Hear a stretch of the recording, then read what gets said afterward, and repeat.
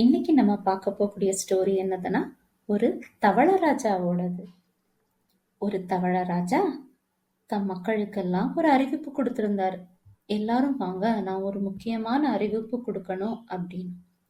அடுத்த நாள் காலையில எல்லா மக்களும் ராஜா என்னதான் சொல்ல போறாங்கன்னு சொல்லி ஆர்வமா வந்திருந்தாங்க. தவள ராஜாவும் அமைதியா அப்படி கொஞ்ச நேரம் நின்னுக்கிட்டு எல்லா மக்கள் வரது வர பேச தொடங்கலாம்னு சொன்னாரு. எல்லா மக்களும் வந்த பிறகு ராஜா பேச தொடங்கினாரு. ராஜா எதை பத்தி பேசினார்னா, அதாவது ஒரு புதையலை பத்தி பேசினாரு. எல்லா மக்களும் ஆச்சரியமா பார்த்தாங்க. ஆனா ராஜாவோட மனசுல ஒரே கவலையா இருந்துச்சு. அந்த புதையலை யாரு எடுத்து தருவானோ. திடீர்னு அந்த கூட்டத்துல இருந்து ஒரு தவளை, நான் எடுத்து கொண்டு வரேன் ராஜா அப்படின்னு சொன்னாங்க. எல்லா தவளைக்கும் ஒரே ஆச்சரியம். அதாவது அது ஒரு குட்டி தவளை. அந்த தவளைய யாருக்குமே பிடிக்காது. ராஜா என்ன பண்ணாங்க, அந்த தவளைய கூட்டிக்கிட்டு போய் தனியா பேச தொடங்கினாங்க. பேச தொடங்கி எங்க வைரக்கல் எங்க இருக்குன்னு சொல்லி கொடுத்தாங்க. ஆனா ராஜா எச்சரிச்சாங்க. அதாவது போகக்கூடிய வழியெல்லாம் முள்ளும் இருட்டும் அப்படியெல்லாம் இருக்கும், நீ எல்லாத்தையும் கடந்துதான் போகணும், அப்படின்னா மட்டும் போனா போதும் அப்படின்னு சொல்லுவாங்க. நம்ம குட்டி பப்ளுவும் சரி ராஜா நான் பாத்துக்கிடுறேன்னு சொல்லி சாகசத்துக்கு புறப்படுவாங்க. குட்டி பப்ளு போக தொடங்கும் போது அந்த மேப்பை எடுத்துட்டு போகும்போது பார்த்தா வழி ஃபுல்லும் முள்ளா இருக்கும். அதுக்கு என்ன செய்யறதுனே தெரியாது.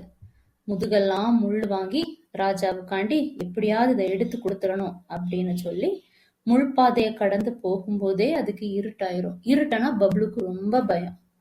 ஆனாலும் வைரக்கல் எடுத்து கொடுக்கணும் சத்தியம் பண்ணியிருக்கல ராஜாவுக்கு. அதுக்காண்டி அது ஆறெல்லாம் கடந்து எடுத்து போய் ஒரு வாட்டர் ஃபால்ஸ் கடியில போய் சேரும்.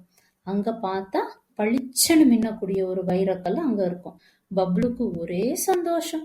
பப்ளு ஓடோடி அதை எடுத்துட்டு வந்து ராஜாவுக்கு கொடுத்துருவாங்க. ராஜா அடுத்த நாள் காலையில மறுபடியும் மக்களுக்கு எல்லாரையும் கூப்பிட்டு அந்த வைரக்கல்ல காட்டி பப்ளுவ ரொம்ப பாராட்டுவாங்க.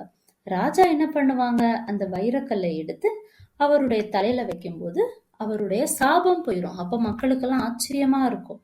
அப்ப இவ்வளவு நாள் இருந்தது தவள ராஜா இல்ல, வேற ஒரு அரசன். ஆமா, அந்த தவள ராஜா ஒரு சாபத்துக்குள்ளாகி இந்த வைரக்கல்லுக்காண்டி இவ்வளவு நாள் காத்திருப்பாங்க. அதனால அவர் மனுஷன் ஆன பிறகு அந்த ராஜாவோட பதவிய நம்ம பப்ளுக்கு கொடுப்பாங்க.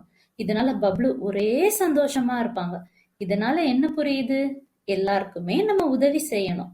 நம்ம சேனலை வீடியோ பார்த்த எல்லாருக்குமே லைக்கும் பண்ணுங்க, சப்ஸ்கிரைப் பண்ணுங்க, ஷேர் பண்ணுங்க. பாய். அடுத்த கதையில சூப்பரா பார்ப்போம்.